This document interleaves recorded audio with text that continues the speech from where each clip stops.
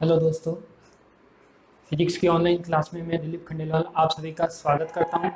तो हमने कल क्या पढ़ा था, अपन चल रहे थे वैसे न्यूक्लियर की प्रॉपर्टी अपन ने पूरी कर दी थी। न्यूक्लियर की प्रॉपर्टी के बाद अपना एक मोस्ट इंपोर्टेंट टॉपिक आता है, जो मोस्ट इंपोर्टेंट टॉपिक यानी है तो बहुत छोटा सा, यानी टॉपिक छोटा सा है, केवल फॉर्मूला बेस है, पर उसमें न्यूमेरिकल सबसे ज़्यादा से ज़्यादा बनते हैं। तो वो चाहे आप बीएससी की बात करो, चाहे एमएससी की बात करो, चाहे कोई भी कंपटीशन एग्जाम की बात करो, चाहे इस बेस पे, यदि बीएससी बेस पे जो जिस ऐसा कोई कंपटीशन एग्जाम जिसमें क्या हो अपने पास बीएससी का कोर्स आता हो, उसमें इसका क्वेश्चन आपको 100% श्योर मिलेगा ही मिलेगा। तो अपन बात करते हैं, अपन चल रहे थे नाभिक की। देखो ये पहले फॉर्मूला बेसिक कुछ आया था अपने पास नाभिक की रेडियस, या तो उस पर क्वेश्चन आता है या फिर आते हैं अपने पास जो आज का टॉपिक है। तो आज का टॉपिक है अपने पास मास डिफेक्ट। तो सबसे पहले फर्स्ट टॉपिक है अपने पास द्रव्यमान श्रुति। तो बात करते हैं अपन द्रव्यमान श्रुति की कि ये मास डिफेक्ट क्या कहलाता है। तो मास डिफेक्ट किसे कहते हैं और इसका क्या फॉर्मूला होता है उसकी बात करते हैं।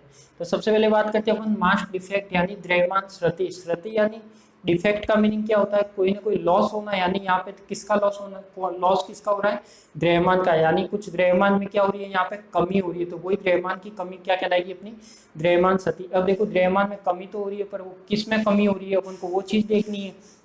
वो चीज देखने के लिए क्या करते हैं अपन, सब मैंने एक फॉर्मूला लिखा है कि जब del M is equal to Z M P plus का A minus Z M N minus M A Z. तो ये फॉर्मूला है क्या, इसमें ये सब चीज क्या शो कर रही है वो देखना है। यदि ये इन सब का आपको मीनिंग पता होगा तो ये आपको क्या होगा, मास डिफेक्ट पता लगेगा कि किसमें कमी हो रही है। तो अपन बात करते हैं, मैंने एक लाइन लिखी नीचे कि नाभिक का द्रव्यमान न्यूक्लियन कणों के द्रव्यमान के योग से कम होता है। यानी नाभिक का द्रव्यमान, एक तो यहाँ पे बात हो रही है किसकी, नाभिक के द्रव्यमान की। एक बात हो रही है यहाँ पे न्यूक्लियन कणों के द्रव्यमान का योग, यानी न्यूक्लियन कण कौन से का लेते हैं।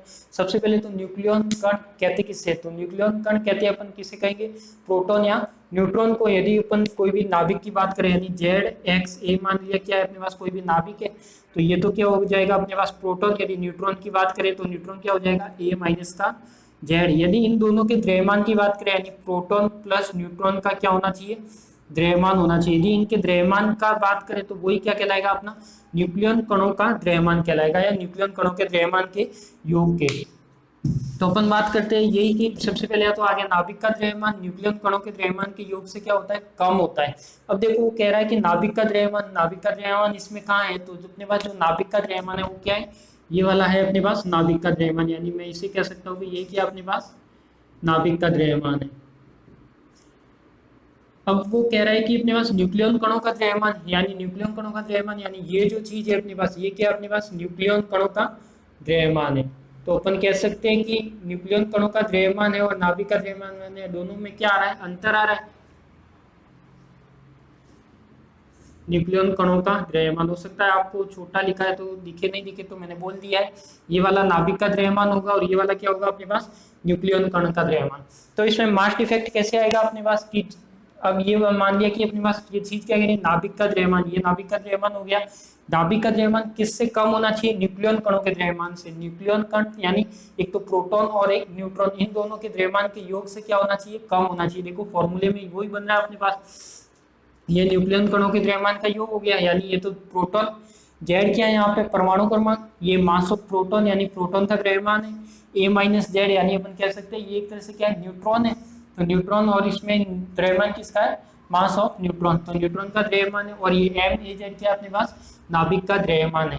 तो अपन कह सकते हैं कि जो न्यूक्लियन कणों के द्रव्यमान का योग है और नाभिक का द्रव्यमान उससे क्या होगा, कम होगा। यानी अपन कह सकते हैं कि ये तो क्या होगा अपने पास दो कणों का योग, यानी इसे कहेंगे अपन न्यूक्लियन कणों का योग, ये कहेंगे अपन नाभिक का द्रव्यमान। तो इसमें जो मास में कमी आती है, तो मास में कमी कहाँ आ रही है, बस इस यहाँ पे आ रही है।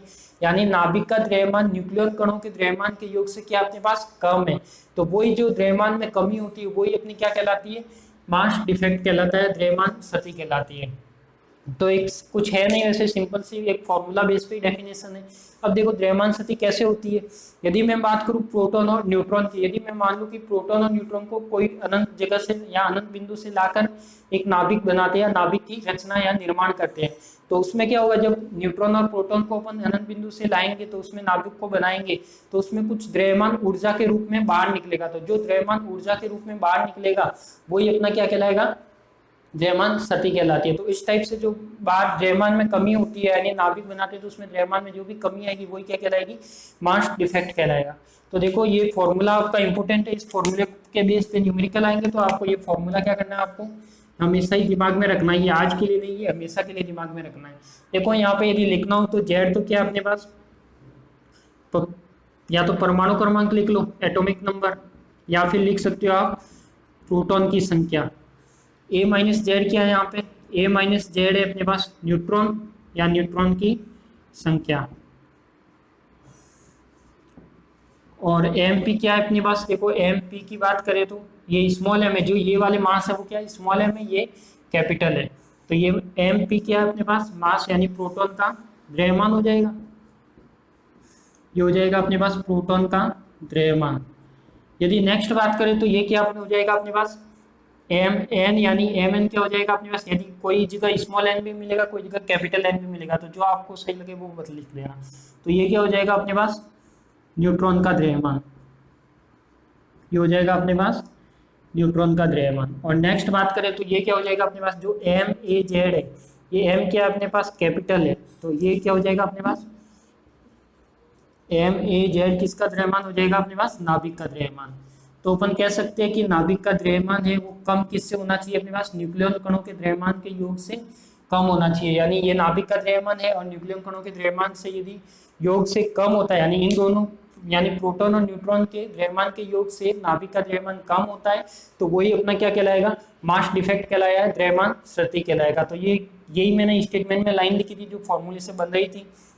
ये क्या है आपका, जो जो चीज जेड परमाणु क्रमांक क्या, प्रोटॉन की संख्या, मास ऑफ प्रोटॉन, न्यूट्रॉन की संख्या A minus Z, mass of neutron, और ये क्या अपने पास नाभिक का द्रव्यमान। तो ये वाला एक तो ये टॉपिक है अपना मास डिफेक्ट, यानी इसमें द्रव्यमान की कमी कैसे आती है, क्या इसका फॉर्मूला रहता है, इसको किससे डिनोट करते हैं अपन, डेल एम से, क्योंकि मास में क्या आ रहा है कुछ ना कुछ डिफरेंस आ रहा है, तो वही क्या हो जाएगा अपना डेल एम। अब अपन बात करते हैं नेक्स्ट टॉपिक पे आते हैं, बाइंडिंग एनर्जी यानी बंधन ऊर्जा। तो बंधन ऊर्जा वैसे नाम से ही पता है कि बंधन ऊर्जा किसे कहते हैं, या तो कोई ऐसी ऊर्जा जो क्या करती है किसी को बांधे रखती है, यानी कोई बांधे रखने वाली ऊर्जा है, वही अपनी क्या कहलाएगी, बाइंडिंग एनर्जी। तो अपन बात करते हैं कि अब यहाँ पे अपन बात करें न्यूक्लियर फिजिक्स की यानी नाभिकीय भौतिकी की। तो नाभिकीय भौतिकी में बंधन ऊर्जा किसे कहेंगे वो चीज देखनी है अपन को। तो देखो नाभिकीय भौतिकी में अपन देखते हैं, मैंने लिखा हुआ बंधन ऊर्जा बाइंडिंग एनर्जी वह ऊर्जा जो नाभिक को न्यूक्लियन कणों में विभाजित कर दे, वह ऊर्जा जो नाभिक को न्यूक्लियन कणों में विभाजित कर दे। मान लिया कि अपने पास कोई नाभिक है, उस पर इतनी एनर्जी लगाई कि वो क्या हो जाए, नाभिक जो नाभिक था वो प्रोटॉन और न्यूट्रॉन अलग अलग यानी अलग अलग भागों में विभाजित हो जाए, या अपन कह सकते हैं कि न्यूक्लियन कणों में बढ़ जाए, तो वही क्या हो जाएगी अपनी बंधन ऊर्जा हो जाएगी। तो वह ऊर्जा जो क्या करे, न्यूक्लियन कणों को अलग अलग कर दे या न्यूक्लियन कणों में विभाजित कर दे, न्यूक्लियन कणों में विभक्त कर दे, तो वही क्या कहलाएगी अपनी बंधन ऊर्जा कहलाएगी। तो ये हो जाएगा अपने पास वह ऊर्जा जो नाभिक को न्यूक्लियन कणों में विभाजित कर दे, वही क्या कहलाती है बंधन ऊर्जा। अब अपन बात करते हैं कि इसका भी फॉर्मूला होता है, मोस्ट इंपोर्टेंट फॉर्मूला है कि बाइंडिंग एनर्जी निकालते कैसे हैं।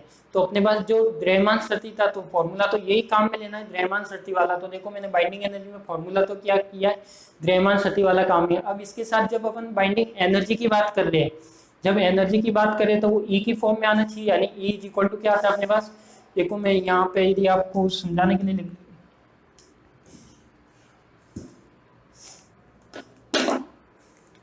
यदि मैं देखता हूँ यहाँ पे एक बॉक्स बना लेता हूँ, देखो अपने पास क्या है, यहाँ पे एनर्जी की बात हो रही है, तो एनर्जी किस फॉर्म में आनी चाहिए, E is equal to M C square के फॉर्म में अपन लिखते हैं आइंस्टीन का जो रिलेशन है। तो देखो एम की जगह तो क्या हो जाएगा अपने पास, जो मास डिफेक्ट आ रहा है यानी ये क्या हो जाएगा ई इज इक्वल टू, या फिर अपन कह सकते हैं डेल एम, और साथ में क्या आ जाएगा सी स्क्वायर। तो यही चीज आ रही है अपने पास एनर्जी के रूप में।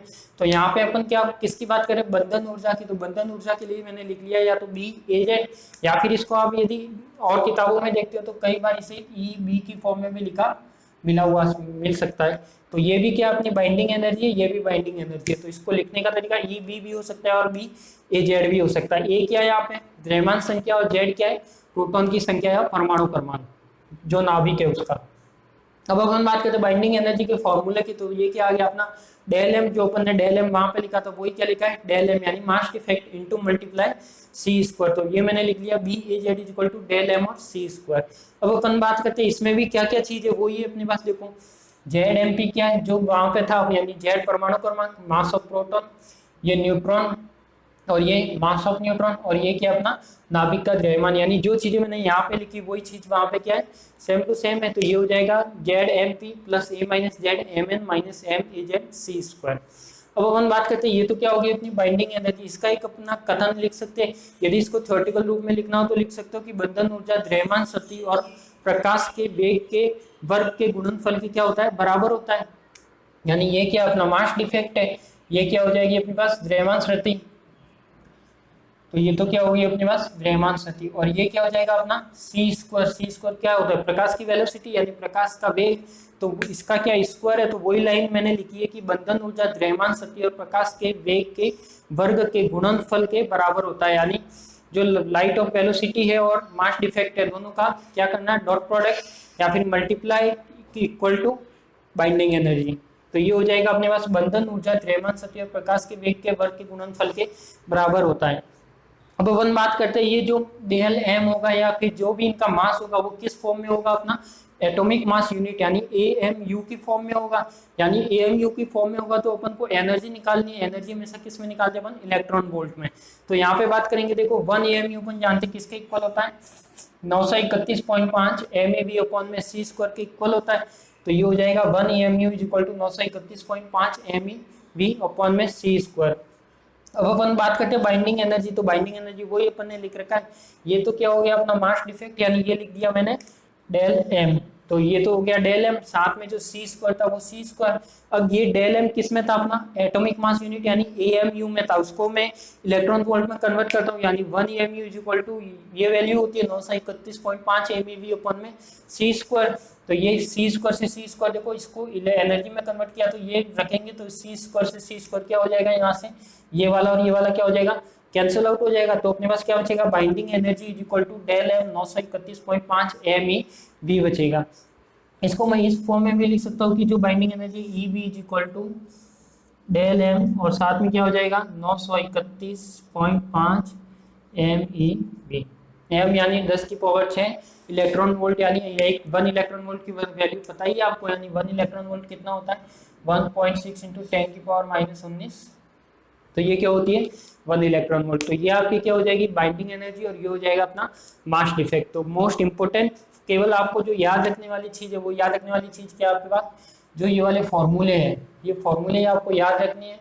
यदि ये फॉर्मूले याद है तो आप बड़े से बड़ा क्वेश्चन, छोटे से छोटा क्वेश्चन भी कर सकते हो। तो ये दो ऐसे टॉपिक है जो आप कोई भी कंपटीशन एग्जाम देख लो जो BSc बेस का हो, जिसमें न्यूक्लियर फिजिक्स आती हो, उसमें 90% तो ये क्वेश्चन इस बेस पे कुछ ना कुछ एक आधा न्यूमेरिकल मिल ही जाएगा बड़े से बड़े। चाहे फर्स्ट ग्रेड का एग्जाम देखो, सेकंड ग्रेड का देखो, चाहे MSc का इंटरेस्ट देखो, तो उसमें ये क्वेश्चन आपको मिलेंगे ही मिलेंगे। तो जो मैं इसके बाद टेस्ट सीरीज आपको देने वाला हूँ, तो उसमें इस बेस पे भी अच्छे से अच्छे क्वेश्चन होंगे, और जो पुराने पेपर में आ रखे कॉम्पिटिशन एग्जाम में वो भी क्वेश्चन मैं आपको सॉल्व कराऊंगा।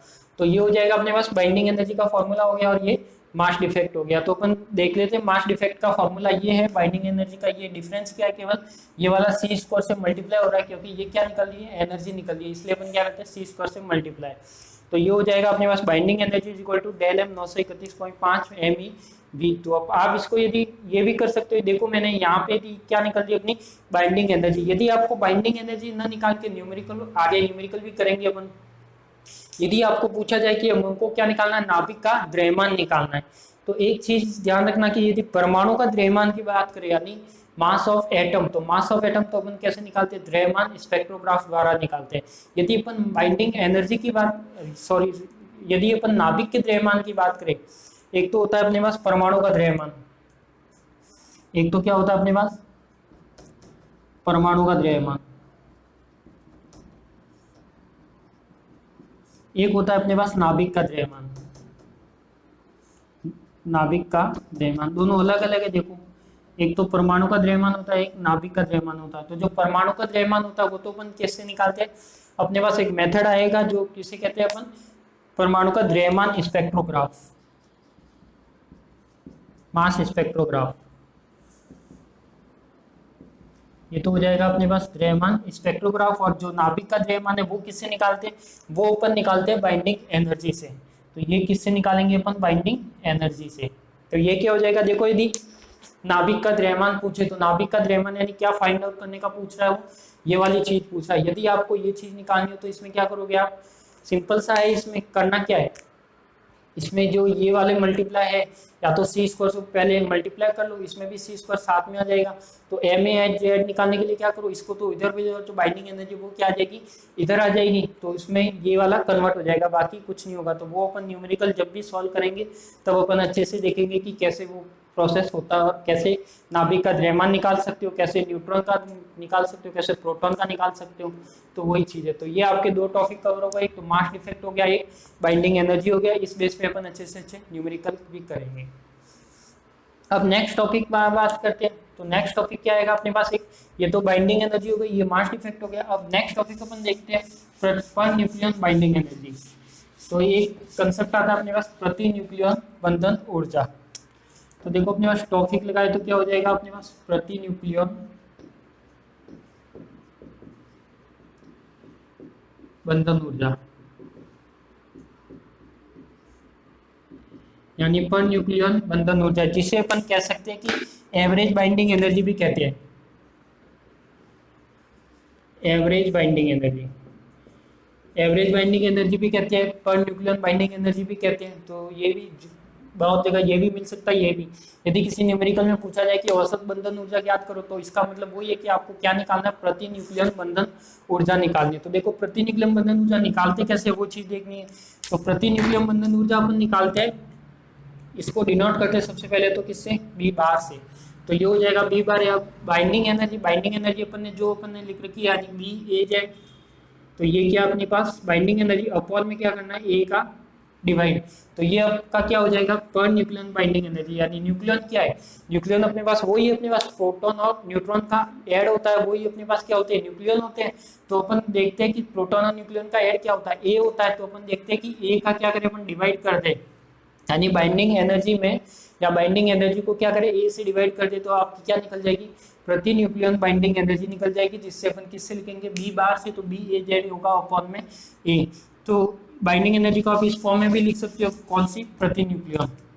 अब यदि बात करें मैं, बहुत जगह ई बी भी मिल सकता है, तो इसको इस फॉर्म में भी लिख सकते हो, ई बी अपॉन में ए। तो ये भी क्या है अपनी एक ही चीज है, ये भी क्या है, पर न्यूक्लियन बाइंडिंग एनर्जी है। ई बी क्या शो कर रहा है यहाँ पे, बाइंडिंग एनर्जी, और ये क्या है, बाइंडिंग एनर्जी। तो दोनों सेम ही है अपने पास। तो यदि पर न्यूक्लियन की बात करें, तो पर न्यूक्लियन की बात करेगा तो भी क्या आएगा अपने पास, ये वाला फॉर्मूला आएगा। तो पर न्यूक्लियन की यदि बाइंडिंग एनर्जी निकालनी है तो भी आप इस फॉर्म से निकाल सकते हो। तो इस वजह से कुछ अपन न्यूमेरिकल भी करेंगे, तो ये भी चीज आपको ध्यान रखनी कि इससे यदि एवरेज बाइंडिंग एनर्जी की बात करता है, पर न्यूक्लियन बाइंडिंग एनर्जी की बात करता है, तो भी आप इससे निकाल सकते हो।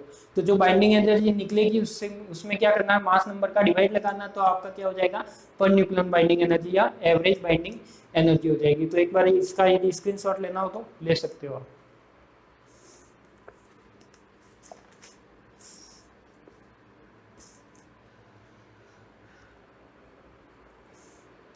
तो ये क्या हो जाएगा अपने पास, दो टॉपिक हो गए, एक तो मास डिफेक्ट हो गया, एक बाइंडिंग एनर्जी हो गया, एक पर न्यूक्लियन बाइंडिंग एनर्जी हो गया। अब पर न्यूक्लियन बाइंडिंग एनर्जी से कुछ मेजरमेंट करते हैं, तो इसका एक ग्राफ भी है जिसमें क्या होता है, पर न्यूक्लियन बाइंडिंग एनर्जी और उसमें द्रव्यमान संख्या में क्या बनता है, ग्राफ बनता है, उस बेस पे कुछ निष्कर्ष निकलते हैं, कुछ रिजल्ट निकलते हैं। तो वही भी बात करेंगे। पहले अपन इसके पे क्या करेंगे, कुछ न्यूमेरिकल देखते हैं। तो सबसे पहले तो हो जाएगा अपने पास ये वाला क्या हो जाएगा, यानी पर न्यूक्लियन बाइंडिंग एनर्जी, यानी जो नाभिक का स्थायित्व होता है, यानी नाभिक का स्थायित्व क्या होता है, यानी न्यूक्लियस स्टेबल कब होगा कब नहीं होगा, तो वो चीज देखेंगे। तो पर न्यूक्लियन बाइंडिंग एनर्जी आप क्या नाभिक का स्थायित्व को भी व्यक्त कर सकते हो।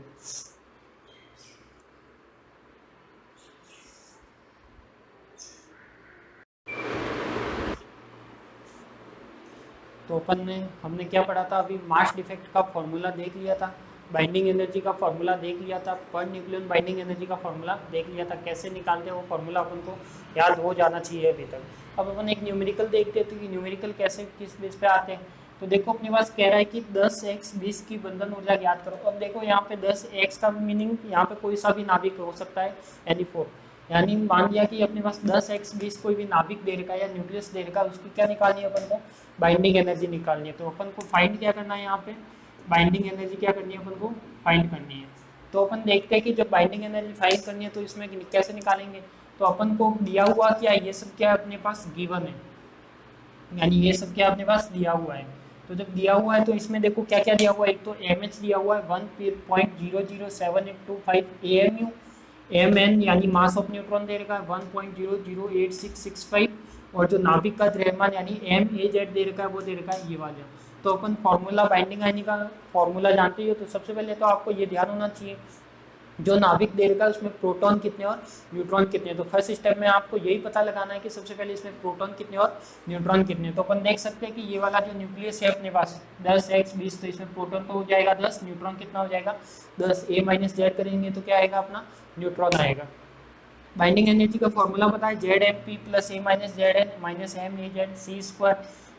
जेड परमाणु क्रमांक, mass of proton, neutron number, neutron की संख्या, मास ऑफ न्यूट्रॉन और mass of nucleus, and C square is light velocity. ये क्या हो जाएगा देखो 10 तो अपने पास आ गया। 10 क्या है यहाँ पे पास जेड है यानी पर प्रोटॉन। यहाँ पे देखो अपने पास एक चीज ध्यान रखना, यहाँ पे एम एच दे रखा है, एक होता है एम पी, दोनों में डिफरेंस है क्या। यदि अपन बात करें किसी एटम की, यदि अपन बाइंडिंग एनर्जी लिखे किसी एटम की तो वो कैसे लिखते हैं। मान लिया कि कोई बाइंडिंग एनर्जी लिखते हैं अपन एटम की, तो वो अपन लिखेंगे क्या लिखेंगे, बाइंडिंग एनर्जी होगी अपने पास Z M H plus A minus Z M N और माइनस का एम ए जेड, और साथ में क्या आ जाएगा वही सी स्क्वायर। यदि एटम की बात करेंगे तो अपने पास मास ऑफ प्रोटॉन की जगह क्या आएगा मास ऑफ हाइड्रोजन, यानी मास ऑफ प्रोटॉन क्या होता है एक मास, या एक हाइड्रोजन की बात करें तो वो क्या सेम ही अपने पास, तो वही वैल्यू दे रखी एम एच का मीनिंग वही अपने पास क्या है एम पी है, यानी मास ऑफ प्रोटॉन है। तो ये हो जाएगा मास ऑफ प्रोटॉन, ये मास ऑफ न्यूट्रॉन और ये न्यूक्लियस मास। तो अपन वैल्यू रखते हैं, देखो जेड जो प्रोटॉन था जेड की वैल्यू कितनी थी 10। यहाँ पे जो मास ऑफ प्रोटॉन था तो मास ऑफ प्रोटॉन की वैल्यू क्या हो गई अपने पास ये वाली, तो ये वाली क्या कर दी मैंने वैल्यू रख दी। फिर अपन ने पास ए माइनस जेड था, ए माइनस जेड कितना अपना 10 है तो 10 रख दिया, इंटू मल्टीप्लाई में जो एम एन है तो एम एन की वैल्यू कितनी है अपने पास 1.08665, तो वो वैल्यू रख दी। माइनस में क्या आएगा अपने पास एम ए जेड आएगा, तो माइनस में क्या किया एम ए जेड, तो वो वैल्यू रख दी 19.992। और साथ में देखो ये सभी वैल्यू किस में दे रखी है अपन को, सभी के जो यूनिट दे रखी है वो तीनों की सेम है, यानी एटॉमिक मास यूनिट यानी एएमयू की फॉर्म में दे रखी है। तो सबका जो एएमयू में तीनों वैल्यू थी तो एएमयू मैंने क्या ले लिया बाहर कॉमन ले लिया, तो ये इंटू क्या हो गया फॉर्मूले का सी स्क्वायर। अब अपन देखते हैं इसको किस में कन्वर्ट करना है, अपन एनर्जी में कन्वर्ट करें यानी इलेक्ट्रॉन वोल्ट में। तो अपन जानते हैं कि 1 एएमयू किसके बराबर होता है 931.5 एमईवी अपॉन में सी स्क्वायर के, तो ये हो जाएगा 931.5, यानी एएमयू की जगह क्या रख दिया ये वाली वैल्यू रख दी, यानी एएमयू था तो 1 एमई की जगह मैंने क्या रखा 931.5 एमईवी अपॉन में सी स्क्वायर, तो सी स्क्वायर से सी स्क्वायर तो कैंसिल आउट हो जाएगा, ये 10 से मल्टीप्लाई होगा, ये 10 से मल्टीप्लाई होगा, ये माइनस होगा, तो ये रिजल्ट आएगा अपने पास। तो ये अपनी क्या आ जाएगी, इसको सॉल्व करेंगे तो इस तरह से आएगी अपनी बाइंडिंग एनर्जी किस फॉर्म में एमईवी में, यानी इलेक्ट्रॉन वोल्ट की फॉर्म में। अब यदि आपको पूछा जाए कि पर न्यूक्लियन या एवरेज बाइंडिंग एनर्जी भी निकालो, तो इसी नाभिक की एवरेज बाइंडिंग एनर्जी निकालनी तो क्या करना है अपन को, जो बाइंडिंग एनर्जी निकली उसमें डिवाइड किसका लगाना है ए का, तो ये हो जाएगा अपने पास binding energy B A Z upon में ए, तो बी ए जेड यानी बी ए जेड की वैल्यू क्या अपने पास वही बाइंडिंग एनर्जी, तो ये हो जाएगी अपने पास बाइंडिंग एनर्जी अपॉन में ए क्या है ए यानी अपने पास क्या है मास नंबर होता है, तो मास नंबर क्या होता है टोटल 20 होता है, तो ये अपने पास क्या है 20 होता है, मतलब इस नाभिक का 20 है, तो ये हो जाएगा अपने पास 20। तो पर न्यूक्लियन बाइंडिंग एनर्जी क्या निकलेगी अपनी 8.0528 एमईवी अपॉन में अवयव, अवयव यानी पर न्यूक्लियन, यानी यहाँ पे क्या न्यूक्लियन का डिवाइड जा रहा है इसलिए पर न्यूक्लियन या अवयव, तो ये हो जाएगी अपने पास पर न्यूक्लियन बाइंडिंग एनर्जी। तो इस बेस पे आपके न्यूमेरिकल और भी बनेंगे तो और भी अपन सॉल्व करेंगे। तो ये आपका क्या हो गया एक न्यूमेरिकल कराया ताकि आपको पता लग जाए कि कैसे फॉर्मूला काम में लेना क्या दिया हुआ आ सकता है। अब इसमें आपको ये भी पूछ सकता है कि एम ए जेड निकालो, हो सकता है आपको, यदि एम ए जेड पूछे तो क्या करना है आपको, यानी नाभिक का द्रव्यमान पूछ रहा है बाइंडिंग एनर्जी दे रखी हो, तो मैं क्या करूँ इसको यदि इधर ले आओ और इसको क्या ले जाऊँ उधर ले जाऊँ, तो वो क्या हो जाएगा अपने पास कंप्लीट हो जाएगा। तो इस तरह से अपन निकाल सकते हैं। तो ये हो जाएगा अपने पास एक इसका बेस का न्यूमेरिकल। अब अपन नेक्स्ट क्लास में बात करेंगे कि अपने पास कुछ एक ग्राफ आता है, ग्राफ किस किस में जो पर न्यूक्लियन बाइंडिंग एनर्जी जो अपन ने पढ़ा है बी बाइंडिंग एनर्जी अपॉन में ए, उसके बीच में और द्रव्यमान संख्या के बीच में ग्राफ बनता है, उससे कुछ प्रैक्टिकली कुछ निष्कर्ष निकलते कुछ रिजल्ट्स निकलते उसकी बात करेंगे अपन। तो आप सभी को धन्यवाद। तो अपन ने देखो क्या क्या पढ़ा, मास डिफेक्ट पढ़ लिया, बाइंडिंग एनर्जी पढ़ ली, पर न्यूक्लियन बाइंडिंग एनर्जी पढ़ ली, तीनों के फॉर्मूले देख लिए कैसे निकलता है वो फाइंड आउट कर लिया और एक न्यूमेरिकल कर लिया। तो आप सभी को धन्यवाद। हम जो मिलते हैं वापस अपन नेक्स्ट क्लास में, आप इसी तरह जुड़े रहिएगा हमारे साथ अपन धीरे धीरे करके कोर्स की ओर बढ़ रहे हैं, तो लगभग फर्स्ट चैप्टर के एंडिंग में आने वाले अपन। तो जैसे ही फर्स्ट चैप्टर एंडिंग होगा आपके लिए क्वेश्चन सीरीज डाल दी जाएगी, तो आपको सॉल्व करके भेजनी भी है। तो ये सब आप ध्यान रखें, और ऐसे ही आप टाइम खराब ना करते हुए आप अपना ऑनलाइन क्लास की वजह से फ़ायदा उठाते रहे और उठा सकते हो। तो आगे मेरे प्लेलिस्ट में जितने भी वीडियो है न्यूक्लियर फिजिक्स के जितने भी अपलोड हुए, तो वो मैंने प्लेलिस्ट पे डाल रखे हैं। तो आप सीरीज से एक एक वीडियो को, यदि कोई नया स्टूडेंट अभी ऐड हो रहा है तो वो क्या करें, पिछली वीडियो को देखता रहे, पिछली वीडियो को देखकर नोट्स बनाए और आगे से उसको एक साथ चले। तो डेली का लगभग एक वीडियो आता है, तो कोई ज़्यादा बड़ी बात नहीं है, लगभग 45 मिनट या आधे घंटे का होता है। तो आप आराम से उसको वीडियो को देखते हुए नोट्स बना सकते हो, अच्छे से प्रैक्टिस कर सकते हो घर बैठे हुए। तो आप इसी तरह मोटिवेट करते रहिए। आप सभी को धन्यवाद।